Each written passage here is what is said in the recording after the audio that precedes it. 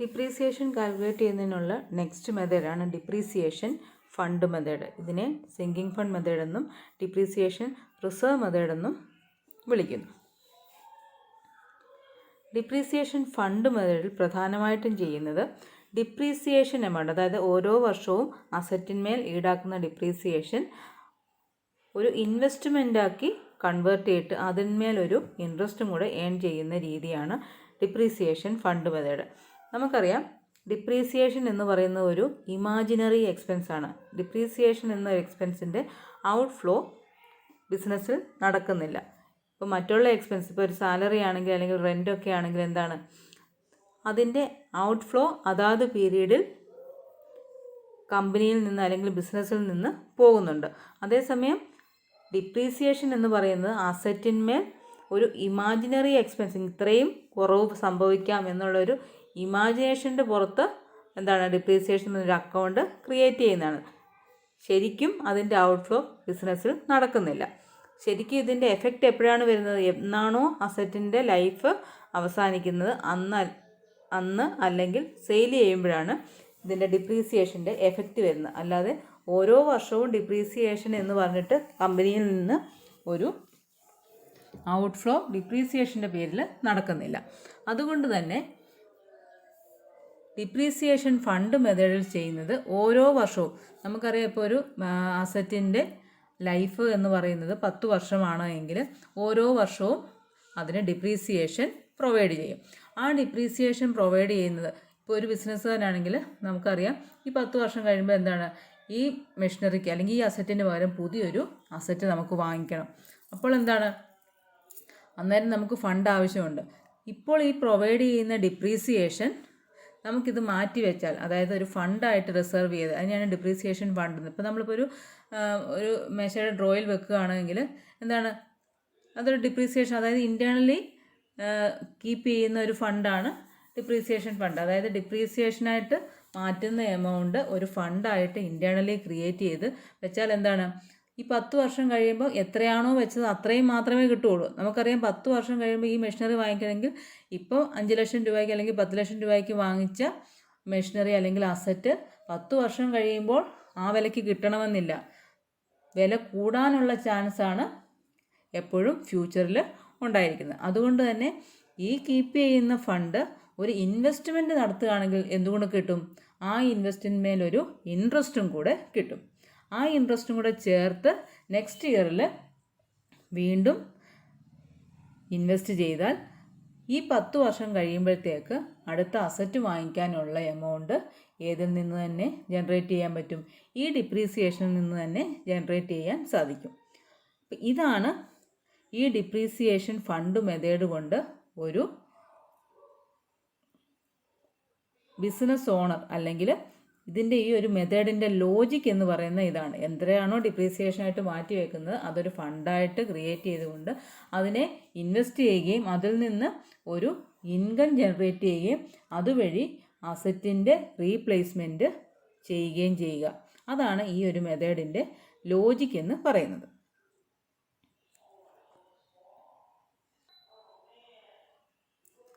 അപ്പോൾ ഇതിൻ്റെ accounting procedure എന്ന് പറഞ്ഞാൽ, ഇത് അസറ്റ് അക്കൗണ്ടിൽ ഡിപ്രീസിയേഷൻ ചാർജ് ചെയ്യണം. നേരത്തെയൊക്കെ അസറ്റിൻ്റെ അക്കൗണ്ടിലായിരുന്നു ഡിപ്രീസിയേഷന് കുറച്ച് പോന്നിരുന്നത്. ഇതിനകത്ത് അസറ്റിൻ്റെ അക്കൗണ്ടിൽ ഡിപ്രീസിയേഷൻ എന്ന് പറഞ്ഞിട്ട് ഇത് നമ്മൾ എൻട്രി ചെയ്യുന്നില്ല. പകരം അവസാനം എന്നാണോ ആ ഒരു അസറ്റിൻ്റെ ലൈഫ് തീരുന്നത് അന്ന് മാത്രമാണ് ഇത് ഡിപ്രീസിയേഷൻ ഫണ്ടിലേക്ക് ട്രാൻസ്ഫർ ചെയ്യുക. അതുവരെ അസറ്റിൻ്റെ എമൗണ്ട് എത്രയാണോ അതിൻ്റെ വാല്യൂ അത് തന്നെ ആയിരിക്കും. ദെൻ ഇത് ഡിപ്രീസിയേഷൻ ഫണ്ടായിട്ടാണ് ഇത് ക്രിയേറ്റ് ചെയ്യുന്നത്. ഇതിൻ്റെ എൻട്രീസ് ടെക്സ്റ്റിൽ കൊടുത്തിട്ടുണ്ട്, അത് നിങ്ങൾ ജസ്റ്റ് ഒന്ന് നോക്കുക. ഞാനിപ്പോൾ ഇത് പ്രോബ്ലം ചെയ്തു പോകുമ്പോൾ ഇത് പറഞ്ഞ് പോകാം. നമുക്കൊരു പ്രോബ്ലം ഒന്ന് വർക്കൗട്ട് ചെയ്ത് നോക്കാം. അതിൻ്റെ ക്വസ്റ്റ്യൻ ഒന്ന് വായിക്കാം. Illustration 13 A company acquired a 3-year lease of land on 1st January 2008 for rupees 5 lakh. The company decided to provide for the replacement of lease at the end of 3 years by setting up a depreciation fund. It is expected that the investment will fetch interest at 15% per annum. Sinking fund table shows that an amount of rupees 0.287977 set aside annually amounts to rupees 1 at the end of 3 years at 15%. ഇതിനകത്ത് നമ്മൾ annuity method ചെയ്തതുപോലെ തന്നെ ഒരു annuity table അല്ലെങ്കിൽ sinking fund table ഈ ഒരു മെത്തേഡിലുണ്ട്. ഇതിനകത്തും എന്താണ് ഓരോ പെർസെൻറ്റേജിലും 1 രൂപയ്ക്കുള്ള ഡിപ്രീസിയേഷൻ്റെ റേറ്റ് നേരിട്ട് തന്നിരിക്കും. ഒന്നുകിൽ റേറ്റ് തരും, അല്ലെങ്കിൽ നേരിട്ട് ഡിപ്രീസിയേഷൻ എമൗണ്ട് ആയിരിക്കും ക്വസ്റ്റ്യനിൽ തരുന്നത്.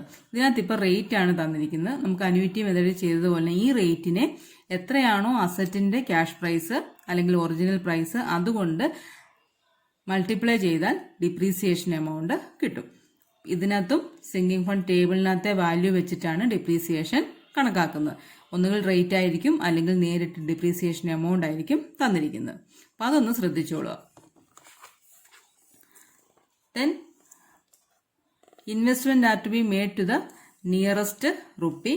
On 31st December 2010, investment were sold for 3,20,000 and a new lease was obtained for 5,50,000 for a period of 2 years. Pass necessary journal entries and prepare important ledger accounts, assuming that the investment is made to the nearest 10 rupees. ഇതിനകത്ത് എന്താണ് പറഞ്ഞിരിക്കുന്നത്? Company ഇവിടെ asset ലീസിന് എടുക്കുകയാണ്, അതായത് land ലീസിന് എടുക്കുകയാണ്, purchase ചെയ്യല്ല. അപ്പം എന്താണ്, അസറ്റിന് പകരം നമ്മൾ asset account debtor to bank എന്നുള്ളതിന്റെ എൻട്രിക്ക് പകരം എന്ത് വേണം? Lease debtor to bank. അത്രയാണ് അതിൽ വരുന്ന വ്യത്യാസം. ഇപ്പം ലീസ് എമൗണ്ട് എന്ന് പറയുന്നത് 5 ലക്ഷമാണ്, 3 വർഷത്തേക്കാണ്. 3 വർഷം കഴിയുമ്പോൾ എന്ത് വാങ്ങിക്കണം? ലാൻഡ് റീപ്ലേസ് ചെയ്യണം. ദെൻ ഏത് മെത്തേഡാണെന്ന് പറഞ്ഞിട്ടുണ്ട്? ഡിപ്രീസിയേഷൻ ഫണ്ട് ക്രിയേറ്റ് ചെയ്തുകൊണ്ടാണ് ചെയ്യുന്നതെന്ന് പറഞ്ഞിട്ടുണ്ട്. ദെൻ ഇൻട്രസ്റ്റ് പറഞ്ഞിട്ടുണ്ട് 15%. ഡിപ്രീസിയേഷന്റെ റേറ്റ് തന്നിട്ടുണ്ട്. അതിനെ ഡിപ്രീസിയേഷൻ കാണണമെങ്കിൽ അസറ്റിന്റെ വിലയുമായിട്ട് മൾട്ടിപ്ലൈ ചെയ്യുക. പിന്നെ ഇൻവെസ്റ്റ്മെന്റ് നടത്തുമ്പോൾ എന്താണ്? നിയറസ്റ്റ് 10 റുപ്പീസിലേക്ക് ഇത് കൺവേർട്ട് ചെയ്തിട്ട് വേണം ഇൻവെസ്റ്റ് ചെയ്യാനെന്നും പറഞ്ഞിട്ടുണ്ട്. ഇപ്പം 5ൽ താഴെയാണ് എമൗണ്ട് എങ്കിൽ താഴെയുള്ള 10 റുപ്പീസും 5ൽ മേളിലാണെങ്കിൽ ആ എമൗണ്ടിന്റെ നെക്സ്റ്റ് 10ലേക്കുമാണ് റൗണ്ട് ഓഫ് ചെയ്യേണ്ടത്. ഇത്രയും വെച്ചുകൊണ്ട് നമുക്ക് എങ്ങനെയാണ് പ്രോബ്ലം ചെയ്യുന്നത് നോക്കാം. അപ്പം നമ്മൾ ജേണൽ എൻട്രീസ് നോക്കുവാണെങ്കിൽ നമ്മൾ ആദ്യം എന്താണ് ചെയ്തത്? അസറ്റ് ലീസിനെടുത്തു. അപ്പം അതിന്റെ എൻട്രി വരുന്നത് ലീസ് ഡെറ്റർ ടു ബാങ്ക്. അതായത് ജനുവരി 1 2008 ഒരു അസറ്റ് ലീസിനെടുത്തു. അതിന്റെ എൻട്രി എന്ന് പറയുന്നത് lease debtor to bank. Amount എന്ന് പറയുന്നത് 5 lakh. ദെൻ ആ വർഷം ആ ഡേറ്റിൽ ഒന്നും നടക്കുന്നില്ല. പിന്നെ എന്താണ് നടക്കുന്നത്? ഡിപ്രീസിയേഷൻ എന്ന് പറയുമ്പോൾ എന്താണ്? അസറ്റ് മേടിച്ച് 1 വർഷം കഴിഞ്ഞപ്പോഴാണ് എന്ത് ചാർജ് ചെയ്യുന്നത്? വർഷം അവസാനമാണ് ഡിപ്രീസിയേഷൻ ചാർജ് ചെയ്യുന്നത്. അതുകൊണ്ട് 2008 ഡിസംബർ 31 എന്ത് ചെയ്യുക? ഡിപ്രീസിയേഷൻ ചാർജ് ചെയ്യുക. ഡിപ്രീസിയേഷൻ എങ്ങനെയാണ് കണ്ടെത്തുന്നത്? ഡിപ്രീസിയേഷന്റെ റേറ്റ് ഇവിടെ തന്നിട്ടുണ്ട്. 0.287977 ഇൻറ്റു 5 lakh. ഇവിടെ എമൗണ്ട് കൂടുതലാണ് ഇട്ടിരിക്കുന്നത്. 50 lakh ആണ് കൊടുത്തിരിക്കുന്നത്. 50 lakh അല്ല, 5 lakh. 5 lakh മൾട്ടിപ്ലൈ ചെയ്യുമ്പോൾ കിട്ടുന്ന 1,43,989 ആണ് ഡിപ്രീസിയേഷൻ എമൗണ്ട്. ഈ ഡിപ്രീസിയേഷൻ എമൗണ്ട് ആദ്യം ഏതിലേക്ക് മാറ്റണം? ഡിപ്രീസിയേഷൻ ഫണ്ടിലേക്കാണ് ട്രാൻസ്ഫർ ചെയ്യുന്നത്. Depreciation account debtor to depreciation fund. നമ്മൾ പറഞ്ഞു ഇത് അസറ്റ് അക്കൗണ്ടിലല്ല ഡിപ്രീസിയേഷൻ ചാർജ് ചെയ്യുന്നത്. പിന്നെ എവിടെയാണ്? ഡിപ്രീസിയേഷൻ ഫണ്ടിലേക്കാണ് ഡിപ്രീസിയേഷൻ മാറ്റുന്നത്. അപ്പോൾ ഡിപ്രീസിയേഷൻ എന്നുള്ള amount depreciation account debtor to depreciation fund എന്ന് ജേണൽ എൻട്രി എഴുതുക. ഡിപ്രീസിയേഷന്റെ എമൗണ്ട് എഴുതുക. ദെൻ എന്താണ്? അന്ന് തന്നെ എന്ത് ചെയ്യുക? ആ ഡിപ്രീസിയേഷൻ ഫണ്ടിൽ നിന്നത് ഇൻവെസ്റ്റ് ചെയ്യുക. ഇപ്പോൾ ഒരു ബാങ്കിൽ കൊണ്ട് ഇൻവെസ്റ്റ് ചെയ്യുക. അന്ന് തന്നെ മാറ്റണം. കാരണം എന്താ? ഒരു ദിവസത്തെ പലിശ എന്തിനാണ് നഷ്ടപ്പെടുത്തുന്നത്? അതിന്റെ ആവശ്യമില്ല. പിന്നെ എന്താണ്? ഡിപ്രീസിയേഷൻ എന്നാണോ ചാർജ് ചെയ്ത് ഡിപ്രീസിയേഷൻ ഫണ്ടിലേക്ക് ഇടുന്നത് അന്ന് തന്നെ എന്ത് ചെയ്യുക? അത് ബാങ്കിൽ ഇൻവെസ്റ്റ് ചെയ്യുക. അതിന്റെ എൻട്രിയാണ് depreciation fund investment debtor to bank. ഇതിനകത്ത് ക്വസ്റ്റ്യൻ പറഞ്ഞിട്ടുണ്ട് നിയറസ്റ്റ് 10 rupeesലേക്ക് ഇത് റൗണ്ട് ഓഫ് ചെയ്തിട്ട് വേണം ഇൻവെസ്റ്റ് ചെയ്യാൻ. ഇപ്പോൾ ഇവിടെ എത്രയാണ്? 1,43,990. ഇന്ന് റൗണ്ട് ഓഫ് ചെയ്തിട്ട് ഇൻവെസ്റ്റ് ചെയ്യുക. അതിൻ്റെ എൻട്രിയാണ് ഈ കൊടുത്തിരിക്കുന്നത്. പിന്നെ നമുക്കറിയാം ഡിപ്രീസിയേഷൻ ഒരു ഇൻഡയറക്റ്റ് എക്സ്പെൻസ് ആണ്. അത് എവിടെ കാണിക്കണം? പ്രോഫിറ്റ് ആൻഡ് ലോസ് അക്കൗണ്ടിൽ കാണിക്കണം. അത് നേരത്തെ പ്രോബ്ലത്തിൽ പോലെ profit and loss account added to depreciation amount profit and loss അക്കൗണ്ടിൽ ചാർജ് ചെയ്യുക. ദെൻ അടുത്ത വർഷം 2009 ഡിസംബർ 31. 2009 ഡിസംബർ 31 നമുക്കൊരു ഇൻട്രസ്റ്റ് കിട്ടും. ഏതാണ്? ഡിപ്രീസിയേഷൻ ഫണ്ടിൽ നിന്ന് ബാങ്കിൽ ഇൻവെസ്റ്റ് ചെയ്തിരിക്കുന്ന എമൗണ്ടിൽ നിന്ന് എന്ത് കിട്ടണം? ഇൻട്രസ്റ്റ് കിട്ടണം. എത്ര പെർസെൻറ്റേജ്? 15% എന്ന് നമ്മൾ പറഞ്ഞിട്ടുണ്ട്. അപ്പോൾ എത്രയാണോ ഡിപ്രീസിയേഷൻ എമൗണ്ട് അതിൻ്റെ ഇൻവെസ്റ്റ് ചെയ്തപ്പോൾ അത് റൗണ്ട് ഓഫ് ചെയ്തു. ആ റൗണ്ട് ഓഫ് ചെയ്തതിൻ്റെ 15% ഇൻട്രസ്റ്റ് ആയിട്ട് നമുക്ക് കിട്ടണം. അതായത് ഈ ബിസിനസ്സിലേക്ക് വരണം. Bank account added to interest on depreciation fund investment. എത്രയാണോ ഇൻട്രസ്റ്റ് കിട്ടുന്നത് ആ എമൗണ്ട് ഇവിടെ എഴുതണം. ഇവിടെ കിട്ടുന്നത് 21,599.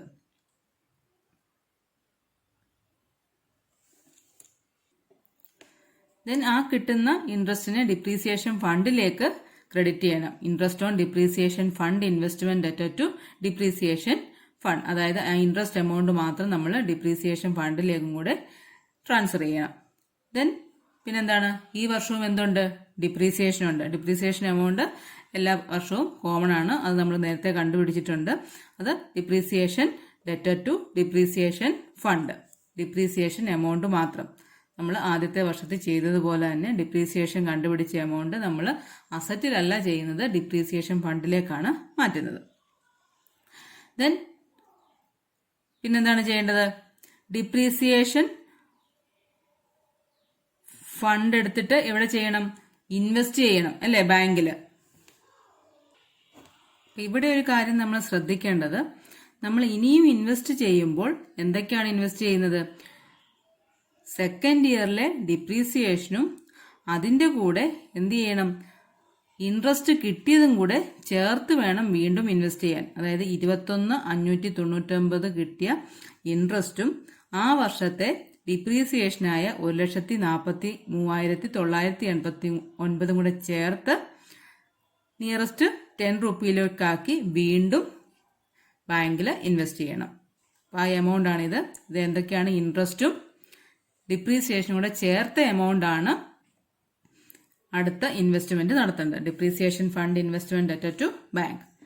ദെൻ ആ വർഷത്തെ ഡിപ്രീസിയേഷൻ മാത്രം എവിടെ ചെയ്യുക? പ്രോഫിറ്റ് ആൻഡ് ലോസ് അക്കൗണ്ടിലേക്ക് എൻട്രി ചെയ്യുക. അത് ഡിപ്രീസിയേഷന്റെ എമൗണ്ട് മാത്രം അത് മതി. ഇൻവെസ്റ്റ്മെന്റിനകത്താണ് ഡിപ്രീസിയേഷനും കഴിഞ്ഞ തവണത്തെ ഇൻട്രസ്റ്റും കൂടെ ഒന്നിച്ച് ഇടേണ്ടത്.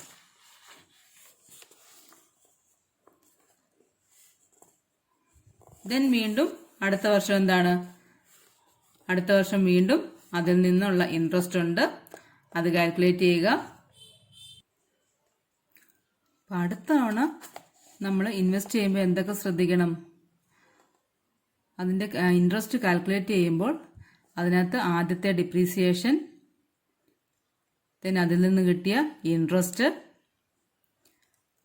ദെൻ അടുത്ത ഡിപ്രീസിയേഷൻ, ഇത്രയും ആഡ് ചെയ്തതിന്മേലാണ് 15% ഇൻട്രസ്റ്റ് കാൽക്കുലേറ്റ് ചെയ്യേണ്ടത്. അപ്പോൾ 2 ഡിപ്രീസിയേഷനും ആദ്യത്തെ ഡിപ്രീസിയേഷൻ്റെ ഇൻട്രസ്റ്റും കൂടെ ആഡ് ചെയ്ത എമൗണ്ടിന്മേലാണ് 15% ഇൻട്രസ്റ്റ് കണക്കാക്കേണ്ടത്.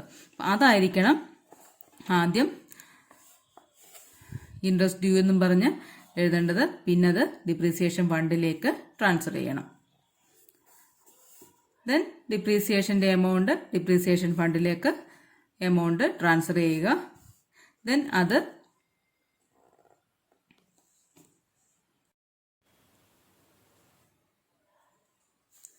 ഈ വർഷത്തെ ഡിപ്രീസിയേഷൻ ഇതാണ്, സെയിം എമൗണ്ട് തന്നെ, 1,43,989.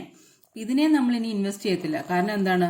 ഇത് അവസാനത്തെ വർഷമാണ്. 3 വർഷം അവസാനിച്ചു. ഇതോടുകൂടി ഈ ലീസ് പീരീഡ് അവസാനിക്കുകയാണ്. അതുകൊണ്ട് തന്നെ ഈ ഡിപ്രീസിയേഷൻ ഇനി ഇൻവെസ്റ്റ് ചെയ്യാനുള്ള ചാൻസ് ഇല്ല. പിന്നെന്താണ് സംഭവിച്ചത്? അതിനെ നമ്മളിനി പ്രോഫിറ്റ് ആൻഡ് ലോസ് അക്കൗണ്ടിലേക്ക് മാറ്റുകയും വേണം. ഇനി അതുകൂടാതെ ഇത് അവസാന വർഷമാണ്. അവസാന വർഷം ആയതുകൊണ്ട് തന്നെ ഇനി എന്ത് വേണം? അതിനകത്ത് എന്ത് പറഞ്ഞിട്ടുണ്ട്? ഈ ഇൻവെസ്റ്റ്മെന്റ് വിറ്റു എന്ന് പറഞ്ഞിട്ടുണ്ട്. അതായത് ഇൻവെസ്റ്റ് ചെയ്തിരിക്കുന്നത് നമ്മൾ വിഡ്രോ ചെയ്തു. എത്ര രൂപയ്ക്ക്? 3,20,000 രൂപയ്ക്ക് വിഡ്രോ ചെയ്തു. അതിന്റെ എൻട്രിയാണ് bank account debtor to depreciation fund investment 3,20,000 രൂപ. അപ്പോൾ എന്താണ് നമ്മൾ ഇതുവരെ ഇൻവെസ്റ്റ് ചെയ്തതെന്ന് പറഞ്ഞാൽ എത്ര രൂപ വരും? 2 ഡിപ്രീസിയേഷൻ എമൗണ്ടും അതിന്റെ പലിശയുമാണ് ഇൻവെസ്റ്റ് ചെയ്തിരിക്കുന്നത്. 9,580. ഈ എമൗണ്ട് ആണ് നമുക്കിപ്പോൾ ഡിപ്രീസിയേഷൻ ഫണ്ട് ഇൻവെസ്റ്റ്മെന്റിൽ ഉണ്ടായിരുന്നത്. അതാണ് നമ്മൾ 3,20,000 വിറ്റത്. 3,20,000 വിറ്റപ്പോൾ എത്ര ലാഭം കിട്ടി? 10,420. റൗണ്ട് ഓഫ് ചെയ്ത ഫിഗറാണ്. അത്രയുമാണ് നമുക്ക് അതിൽ നിന്ന് ലാഭം കിട്ടിയത്. അതിനെ എവിടേക്ക് കൊണ്ടുപോകണം? ഡിപ്രീസിയേഷൻ ഫണ്ട് ഇൻവെസ്റ്റ്മെന്റ് അക്കൗണ്ടിലേക്ക് കൊണ്ടുപോകണം. Depreciation fund investment debtor to depreciation fund. അതായത് ഇതെന്താണ്? ലാഭം കിട്ടിയ എമൗണ്ട് 30,000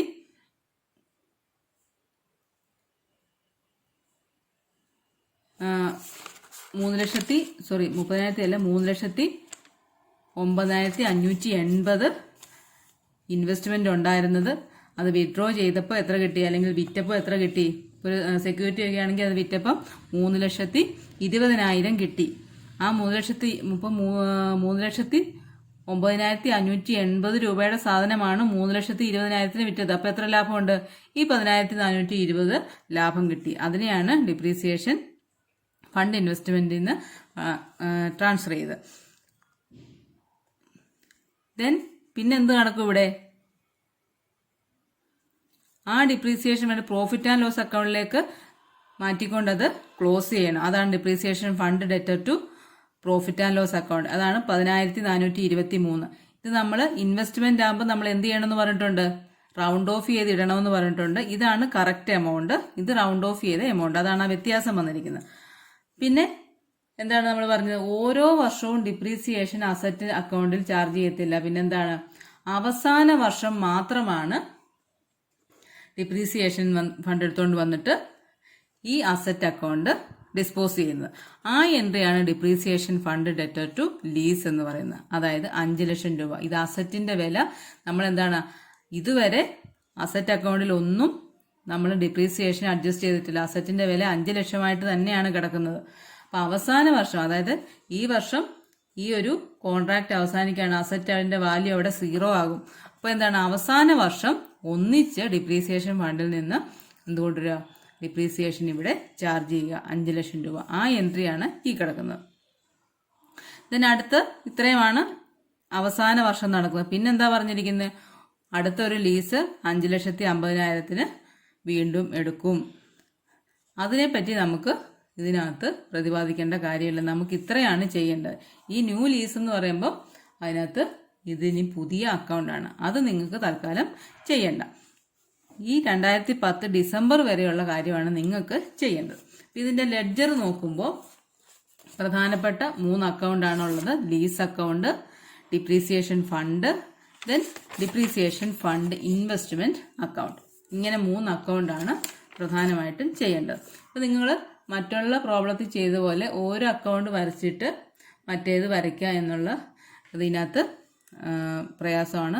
ഒരുമിച്ച് 3 അക്കൗണ്ടും പ്രിപ്പയർ ചെയ്തു പോവുക. പാരലായിട്ട് 3 അക്കൗണ്ടും ചെയ്തു പോവുക. അപ്പോൾ 3 അക്കൗണ്ടും ആദ്യം വരച്ചിടുക. വരച്ചിട്ടിട്ട് ഓരോ വർഷത്തെയും അക്കൗണ്ട് ട്രാൻസാക്ഷൻസ് ക്ലോസ് ചെയ്ത് പോവുക. ഈ 3 അക്കൗണ്ടിന്റെയും ട്രാൻസാക്ഷൻസ് ഓരോ വർഷവും ക്ലോസ് ചെയ്ത് പോയാൽ മാത്രമേ ഇത് തെറ്റാതെ നിങ്ങൾക്ക് ചെയ്യാൻ പറ്റുള്ളൂ. അപ്പോൾ ആദ്യം ലീസ് അക്കൗണ്ട് എടുത്താൽ എന്താണ്? ആദ്യത്തെ എൻട്രി അസറ്റ് എടുത്തത് ടു ബാങ്ക് എന്ന് പറഞ്ഞിട്ട് 5 lakh. വേറെ അവിടെ ഒരു ട്രാൻസാക്ഷൻ നടക്കുന്നില്ല. ഡിപ്രീസിയേഷൻ ഒന്നും ഇവിടെ ചാർജ് ചെയ്യത്തില്ലെന്ന് നമ്മൾ പറഞ്ഞു. അതുകൊണ്ട് ഇത് നമുക്ക് ഇവിടെ ക്ലോസ് ചെയ്ത് ഇത് ബാലൻസ് ക്യാരി ഡൗൺ ആക്കാം. ദെൻ അടുത്തത് ഡിപ്രീസിയേഷൻ ഫണ്ട് നമുക്കറിയാം ഡിപ്രീസിയേഷൻ എപ്പോഴാണ് 2008 ഡിസംബർ ആകും. അതായത് ആ വർഷം അവസാനമാണ് ഡിപ്രീസിയേഷൻ ചാർജ് ചെയ്യേണ്ടത്. അപ്പോൾ ഡിപ്രീസിയേഷൻ എന്ന് പറഞ്ഞിട്ട് ഡിപ്രീസിയേഷൻ എമൗണ്ട് ചാർജ് ചെയ്യുക. ദെൻ അത് വേറെ ട്രാൻസാക്ഷൻ ഒന്നും ഇല്ലാത്തതുകൊണ്ട് അവിടെ അത് ക്ലോസ് ചെയ്യുക. ദെൻ ഈ ഡിപ്രീസിയേഷൻ എങ്ങോട്ട് മാറ്റണം? ഡിപ്രീസിയേഷൻ ഫണ്ടിൽ ഇൻവെസ്റ്റ് ചെയ്യണം. അതാണ് ടു ബാങ്ക് എന്ന് പറഞ്ഞിട്ട് ആ 2008 ഡിസംബർ, അതായത് എപ്പോഴാണ് ഡിപ്രീസിയേഷൻ ചാർജ് ചെയ്യുന്നത്? വർഷാവസാനമാണ്. അതുകൊണ്ട് തന്നെ ഫണ്ട് ഇൻവെസ്റ്റ്മെന്റ് തുടങ്ങുന്നതും ആ വർഷാവസാനമായിരിക്കും. അപ്പം 1,43,990 രൂപ ഇൻവെസ്റ്റ് ചെയ്ത എൻട്രിയാണ് ഇത്. ഇത്രയും ആദ്യത്തെ വർഷത്തെ ക്ലോസ് ചെയ്തിട്ട് വേണം വീണ്ടും അടുത്ത വർഷത്തെ ചെയ്യാൻ. അങ്ങനെ സൈമിൾട്ടേനിയസ് ആയിട്ട് 3 അക്കൗണ്ടും ഒരുപോലെ ചെയ്തു പോയാൽ മാത്രമേ ഇത് തെറ്റാതെ നിങ്ങൾക്ക് ചെയ്യാൻ സാധിക്കത്തുള്ളൂ. ദെൻ അടുത്ത വർഷം ഇതെല്ലാം ബ്രോഡ് ഡൗൺ ചെയ്തു. എല്ലാ അക്കൗണ്ട്സും ബ്രോഡ് ഡൗൺ ചെയ്യുക. ദെൻ അടുത്ത വർഷം അസറ്റിൽ പ്രത്യേകിച്ച് ഒന്നുമില്ല. കാരണം നമ്മൾ പറഞ്ഞു ഇന്നത്തെ അസറ്റിനകത്ത് ഡിപ്രീസിയേഷൻ ചാർജ് ചെയ്യത്തില്ല. അപ്പോൾ അസറ്റിനകത്ത് പ്രത്യേകിച്ച് ഒന്നുമില്ല. അത് ബാലൻസ് ക്യാരി ഡൗൺ. ഇന്നത്തെ ലാസ്റ്റ് ഇയറിൽ മാത്രമേ ട്രാൻസാക്ഷൻ വരത്തുള്ളൂ. ദെൻ അടുത്തത് ബ്രോഡ് ഡൗൺ ചെയ്തു. പിന്നെ ഇതിനകത്ത് എന്ത് വരും?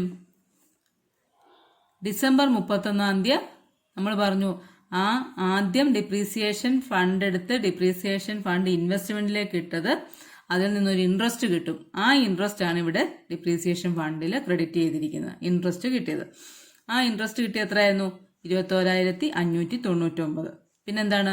അതിന്റെ കൂടെ ആ വർഷത്തെ, അതായത് 2009 ഡിപ്രീസിയേഷനും വരും. അതും ഇവിടെ ചാർജ് ചെയ്യുക.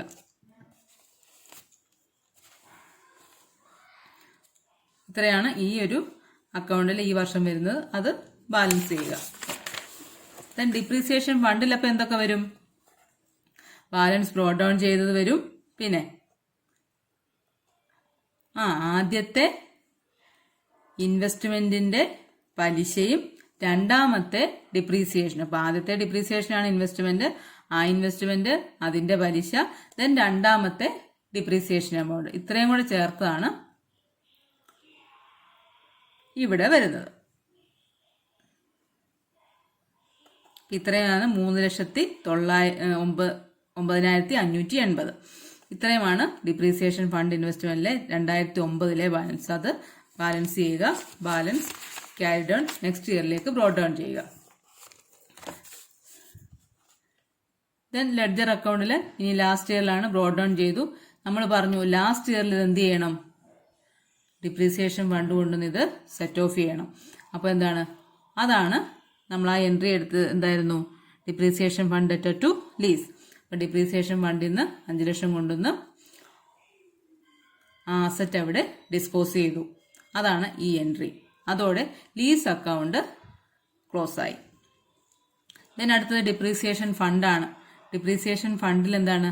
ആദ്യം ബ്രോഡ് ഡൗൺ ചെയ്തു 9,577.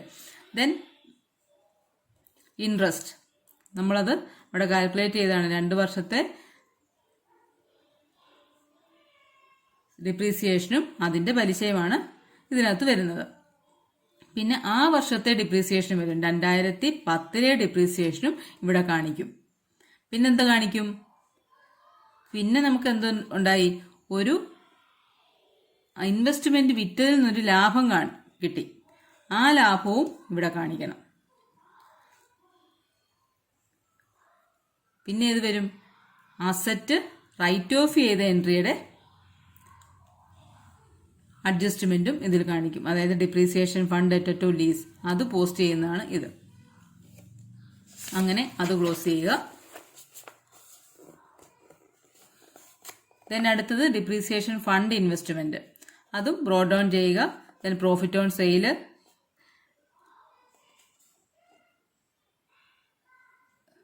ദെൻ